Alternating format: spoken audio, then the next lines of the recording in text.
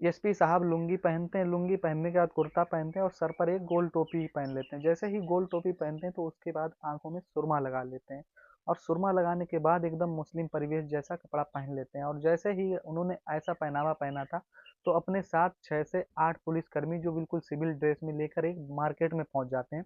और मार्केट में जाने के बाद उस व्यक्ति से कहते हैं कि मुझे धंधा करना है, मुझे बिजनेस करना है, मेरे पास पैसा तो बहुत है पर क्या धंधा करूं ये समझ में नहीं आ रहा है।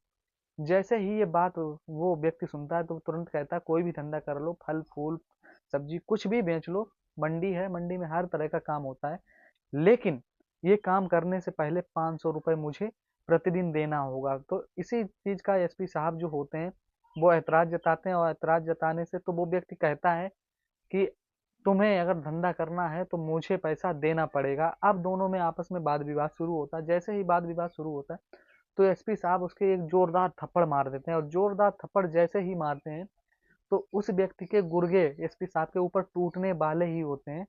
तो जो सिविल ड्रेस में पुलिसकर्मी होते हैं वो भी वहां पर आ जाते हैं, और जैसे ही वहां पर आते हैं तो उनको गुर्गों को भी दबोच लिया जाता है, और गुर्गों को दबोचने के बाद उस व्यक्ति को भी हिरासत में ले लिया जाता है। जैसे ही एसपी साहब उस व्यक्ति को मार्केट से बाहर पैदल चला के ले जाते हैं तो सोशल मीडिया पर ये खबर वायरल होने लगती है।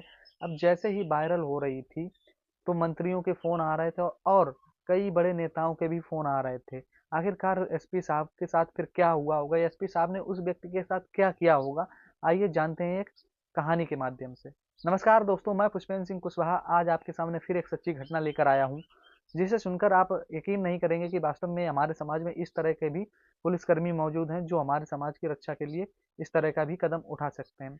दरअसल आज की जो सच्ची घटना है ये बिहार प्रांत का एक जिला पड़ता है किशनगंज, जो नेपाल बॉर्डर से बिल्कुल सटा हुआ लगा होता है। यहाँ पर अलग तरीके के गैर कानूनी धंधे होते हैं, कोई भी ऐसा धंधा बाकी नहीं था जहाँ वो धंधा होता ना हो। जिस्म फरोशी से लेकर ब्लैकमेलिंग स्मेलिंग हर तरह का धंधा उस जिले में हुआ करता था। उसी जिले में नए एसपी का ट्रांसफर होकर आता है, और वो एसपी जैसे ही उस जिले में आते हैं तो कार्यभार संभालते हैं, तो उनको किसी के माध्यम से एक व्यक्ति के बारे में पता चलता है जिसका नाम होता है दोस्तों हाजी रईस।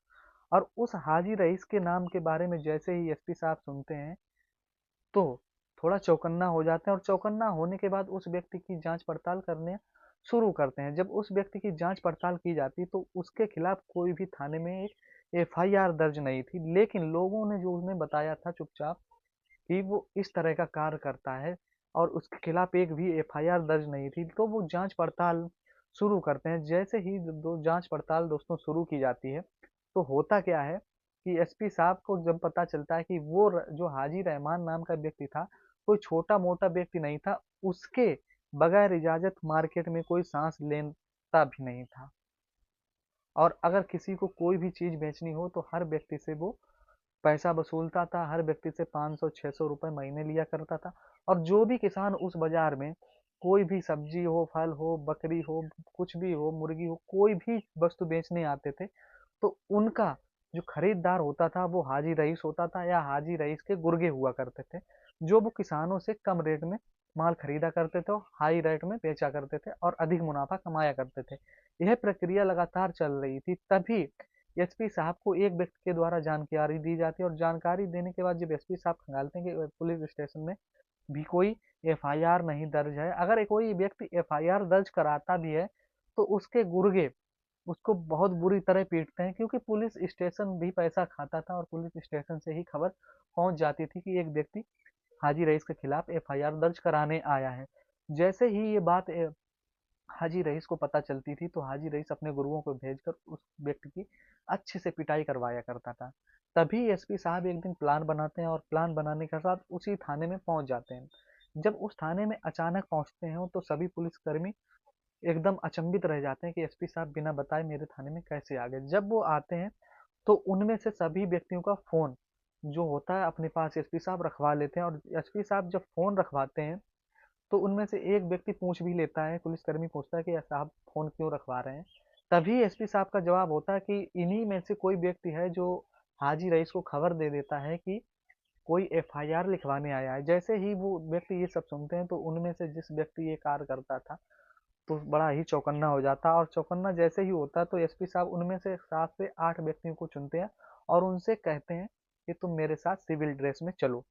तब वो व्यक्ति सिविल ड्रेस में अपने साथ लेकर करीब 8 से 10 पुलिसकर्मी, 2 गाड़ियां जाती हैं, 2 गाड़ियों में बैठकर सिविल ड्रेस में जाते हैं और मार्केट के बाहर खड़ी हो जाती हैं और करीब 5 पुलिसकर्मी ड्रेस में होते हैं, उनको मार्केट के बाहर ही रोक दिया जाता है। अब एसपी साहब जाते हैं बाजार में और हाजी रईस को पूछते हैं कि हाजी रईस से मिलना। तभी उनका एक गुर्गा हाजी रईस के पास लेकर जाता है और हाजी रईस से वो कहते हैं कि साहब मुझे धंधा करना है, यहाँ पर बिजनेस करना चाहता हूँ, समझ नहीं आ रहा किस तरह का बिजनेस करूँ, मेरे पास पैसा तो बहुत है मगर ये नहीं समझ पा रहा हूँ क्या बिजनेस करूँ। तभी हाजी रईस नाम का जो व्यक्ति होता है वो कहता है कि तुम कोई भी धंधा कर लो, फल फूल सब्जी या किसी भी तरह का धंधा कर लो, सभी में अच्छा मुनाफा है, लेकिन उन्हीं मुनाफे से कमाने के बाद मुझे 500 रुपये प्रतिदिन आपको देना पड़ेगा।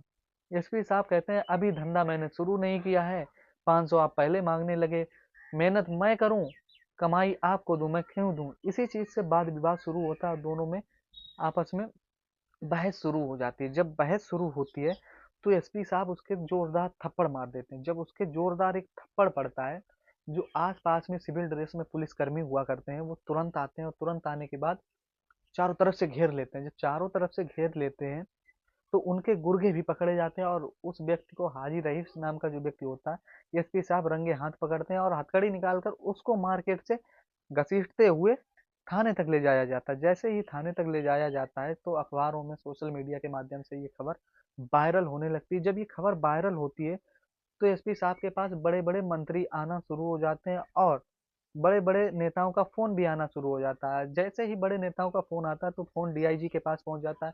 अब जैसे ही डीआईजी के पास फोन पहुंच जाता है तो डीआईजी कहते हैं मैंने उस हाजी रहमान को गिरफ्तार नहीं किया, बल्कि एसपी साहब ने खुद ही एक्शन लेकर उसको गिरफ्तार किया है।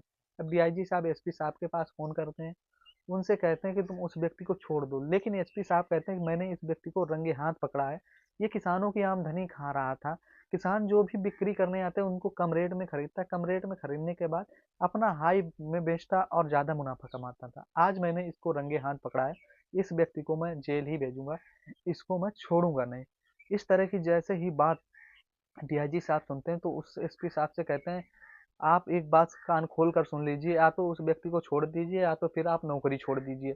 इस तरह की बात जैसे ही एसपी साहब सुनते हैं तो एसपी साहब कहते हैं ठीक है मैं नौकरी छोड़ दूंगा, लेकिन इस व्यक्ति को जेल में डालने के बाद। अब इस व्यक्ति के ऊपर एसपी साहब अपने स्तर से जांच बिठाते हैं। स्तर से जांच बिछाने के बाद चार्जशीट दायर की जाती है। जैसे ही चार्जशीट दायर की जाती है तो होता क्या है कि जब बड़े बड़े नेताओं के फोन आते हैं तो उस चार्जशीट में भी गड़बड़ी करने की कोशिश की जाती है, लेकिन एसपी साहब उस चीज में गड़बड़ी नहीं होने देते। अब एसपी साहब उस व्यक्ति को सजा दिलाने में कामयाब हो जाते हैं। उस व्यक्ति को करीब 3 से 4 साल की सजा हो जाती है। जब 3 से 4 साल की सजा हो जाती है तो एसपी साहब बहुत ज़्यादा खुश हो जाते हैं और जिस इलाके में और किशनगंज में जैसे ही उन्हें एसपी साहब आए थे तो उनके इस कारनामे से, इस कार्य से जो आसपास के लोग थे बहुत ज़्यादा खुश थे, क्योंकि उनका जो बीच का पैसा खाने वाला व्यक्ति था वो हाजी रहमान था, उसके वो इतना पावरफुल था कि उसके आगे कोई भी मुंह नहीं खोलता था। इसलिए जब एसपी साहब ने एक्शन लिया तो उसको जेल में डाला गया। जेल में जाने के बाद